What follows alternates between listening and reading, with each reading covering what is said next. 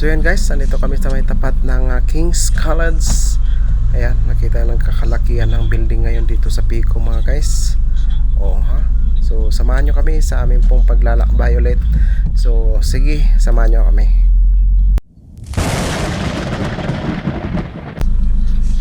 So yan guys, nandito tayo sa may Pico. At pupunta tayo ng Pugis. Hindi ko alam kung saan na matatapos itong video natin, pero sana masamahan nyo kami sa aming pong vlog ngayong araw na ito. So yan, nandito tayo sa may Pico, nagbabaybay. Ayan, naglalakbay tayo papunta ng Buyagan. So sana masamahan nyo kami mga guys, mga kakulitos, sa aming pong paglalakbay ulit dito sa may Pico. Ayan laki ng pinagbago ang Pico. Naglalakihan ng building ngayon. Grabe. Sa may kaliwa ko lalaki ng building ngayon dyan. Dati ano lang yan, nabakpilan na mga lupa. Ayan, ito lang sa kanan ko ang malaking building noon, at ito ang building. Ito mga bago yan. Ayan, so lumawak pa ang kalsada. Dati lubak ito mga kakulitos. That was 2000 kamo na 2002. Lubak pa ito mga kulitos. Kaya grabe. Yan ang simbahan. Yan ang mga malalaking building pa noon. 2002 na nakita ko dito. Ayun nagsalakihan na itong mga building dito.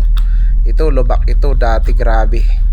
Lubak itong kalsada na ito noon. At grabe ito. Bago lang to. Kasiminto lang to nung 2000 na to ata. Mga 2008 o ganun mga kulitos. Mga siminto na to. Kaya bagong bago pa. Ayan. So yan mga building pa dyan sa harapan natin mga kulitos. Grabe.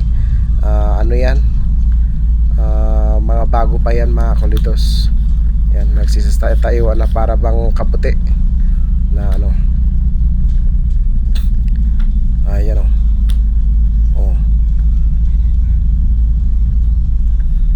dito hanggang dito sa may Incline Fuel na to.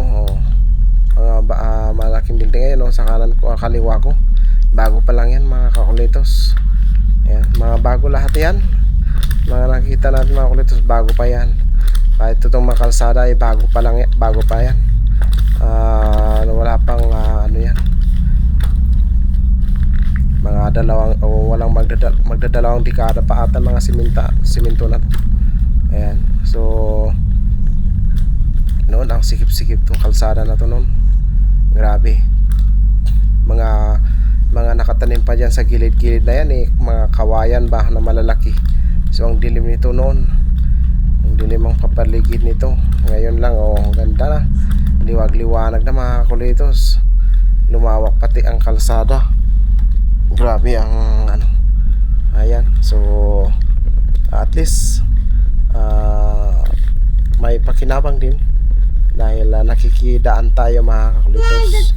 So yan, maraming salamat sa inyong pagsama sa amin mga kakulitos dahil paulit-ulit na lang ang ating pong content, pero sana masamahan nyo pa rin kami mga kakulitos sa amin pong bawat paglalakbay dito sa Trinidad. At hindi lamang po sa Trinidad, parita sa Big Baguio at saan man kami napapadpad, saan man kami namamasyal ay masyal tayo dito sa may Pugis. Yan, Pugis na to mga kakulitos Pugis na to. So yan, maraming salamat sa